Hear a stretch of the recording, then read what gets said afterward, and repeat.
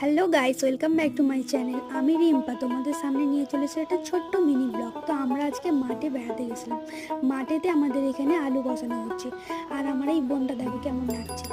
আর এই গাছটা জানো কি, এই গাছটাতে কি ফল হয়েছে তোমরা জানো? এই ফলগুলো আমরা খাই, আর এই ফলগুলো খেতেও খুব সুন্দর। তোমরা কমেন্ট করে জানাবে এই ফলগুলোকে কি বলে, দেখি তো তোমরা জানো কি না। তারপরে আমরা এই পুকুরটার কাছে গেছিলাম। এই পুকুরটাতে অনেক ফুল ফুটেছিল, শালুক ফুল, আর ওই ফুলটার কালারটা সুন্দর ছিল।